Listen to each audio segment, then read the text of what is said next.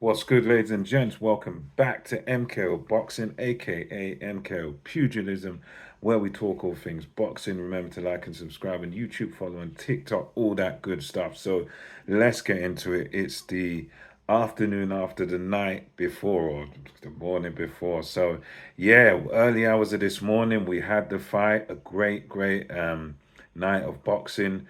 We had Terrence Crawford versus Saul Canelo Alvarez. This was for all the marbles, all the belts at super middleweight. Crawford coming up, two weight divisions. He'd only had one fight at 154 going into this, and he went on to take on Saul Canelo Alvarez. Going into this fight, I'll confess, I was picking Canelo to win this fight because I was just thinking, looking at it from, just conventional wisdom.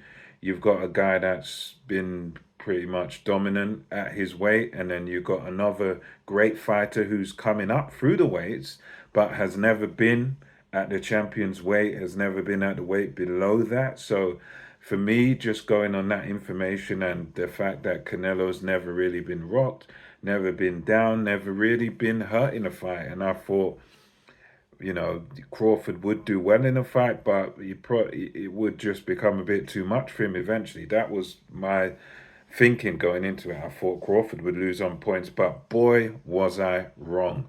As Terrence Crawford, superb performance by Terrence Crawford. I mean, it was truly, it's up there with the greats. I mean, from the opening bell, both men took center of the ring.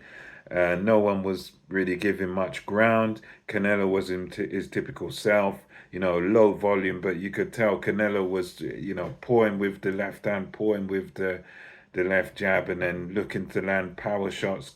Crawford was similar tactically, not doing too much in those opening rounds, just pouring with that right lead, and he stayed southpaw for this entire fight, and no one did that much in the early rounds. It was, I suppose, when you by about round four, you could say maybe two apiece. There were some who had Canelo 3-1, and some who, I mean, I think on the Netflix, the skipper, I think he had Crawford sweeping those rounds, which I disagreed with. I think you got to, they were quite even, going back and forth. And yeah, so the early part of the fight was relatively close.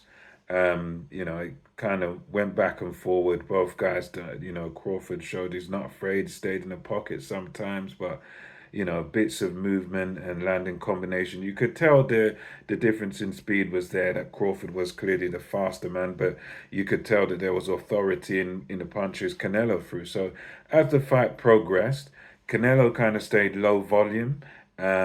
He did manage to sometimes land power shots, but you could tell that Crawford had kind of downloaded the data on Canelo, and he kind of figured him out a little bit. And there were a few shots where Crawford kept getting hit with consistently. Like it was the straight right hand, which is the punch that southpaws don't like.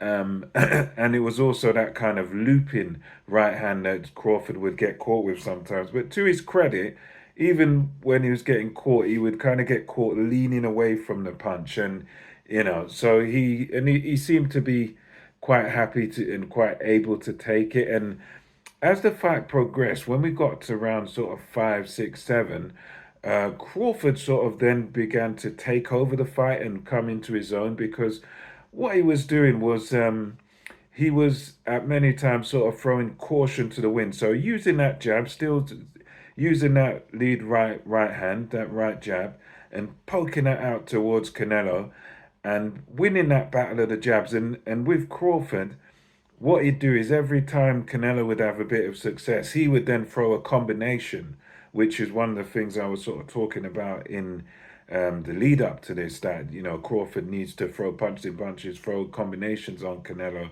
don't let him adjust, don't let him get set. And Crawford was doing a lot of this in the sort of mid portion of the fight, where he was very confident in there, did take one or two shots from Canelo, but because Canelo was quite low volume, Crawford used those opportunities to sort of, when Canelo tries to land his one power shot, he'd sometimes just move back, step out of the way, and then come back with like threes and fours. And that was kind of the pattern of this fight as it went on. You'd have Crawford at times having to move all around the ring, but not running away, just moving to the point where Canelo would have to follow him, and then as Canelo's following him, he's landing and lighting Canelo up with combinations. And that was kind of the pattern of how the fight went. And going into the championship rounds 9, 10, 11, and 12, I definitely had Crawford up in the fight. I thought, yeah, Crawford's clearly sort of outboxing Canelo, and if you want to be a bit perhaps over the top, you could say Crawford was kind of outclassing Canelo, going from sort of round five to around 9, 10. Crawford was having his way with Canelo because he was, as I said, he wasn't afraid to be right in front of Canelo, and he was taking these nice little steps away from Canelo and doing side to side movement and also landing combinations. So he was doing more or less like a punch perfect performance, kind of exactly what you need to do to beat Canelo. You need to be a bit aggressive, throw combinations, but you then also need to be avoiding his power shots, avoiding him when he's trying to sort of counter you. And that's what Crawford done here.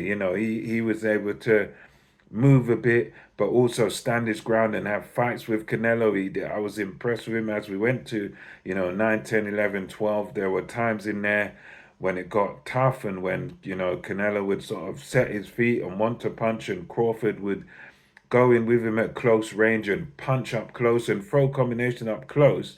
And he'd get to Canelo before Canelo got to him, and then he'd stay in the pocket, and sometimes he'd hold Canelo, he'd turn Canelo into the corners and stuff like that. And it really worked a treat because what was happening is Crawford was able to get off with his combinations, and then when Canelo would try to come back with something, it would always be too late. He kind of done this thing that Teddy Atlas said on the ESPN commentary, which was that he made him.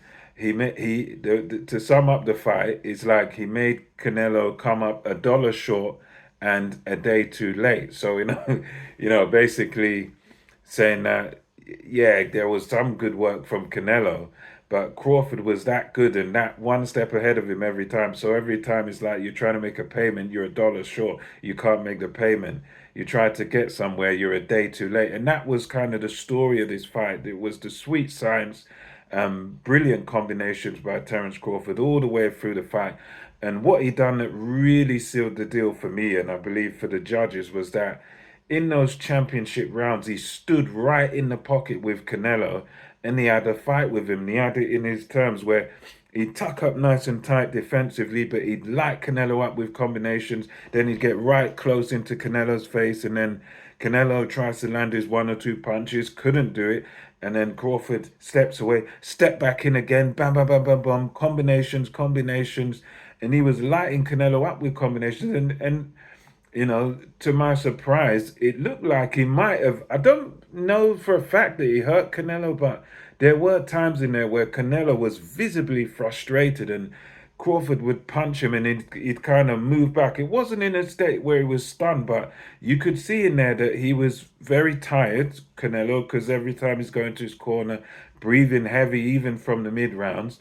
And there were times where Crawford would hit him and he'd move right back and he'd wobble a bit and he'd look a bit like he was losing his footing or he was off balance. So, yeah, fantastic. And as I said, Crawford, he put his stamp of authority on the championship rounds. He stood and fought and warred with Canelo, and he done the right thing. In my preview, I was talking about how Canelo would need to let his hands go in the championship rounds and seal the deal. And that kind of came to fruition because Canelo did need to let his hands go and did need to win those championship rounds to really stand any chance of winning this fight. But the opposite is what happened because Crawford was the one. He put his authority on those championship rounds.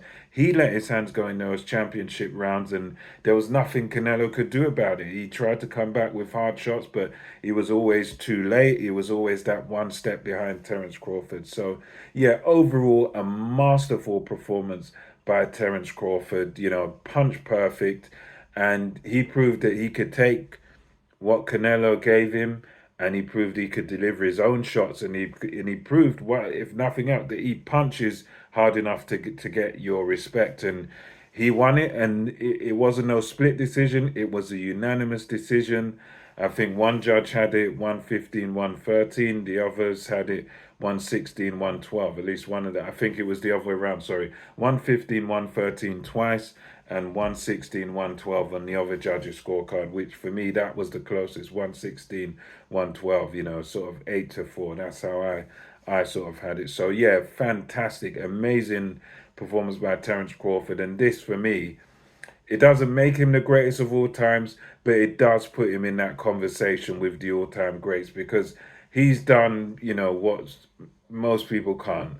You've jumped up two, three weight divisions, fought the champion in his prime, never been to that weight division before, and just dominated. You've undisputed at a couple of weight divisions before this, and you've done all of this while being undefeated. I mean, for me, this is exceptional. This was a great performance by Terence Crawford, and it proves truly that he is one of the special ones. He is one of the greatest fighters, maybe of all time, and certainly one of the greatest of this generation. And I should have learnt my lesson, because even Usyk predicted Terence Crawford to win. So maybe we need to listen to Usyk and Tava and some of these others that picked Crawford in the first place. But yeah, let me know your thoughts. Until next time, it's MKO Boxing, over and out.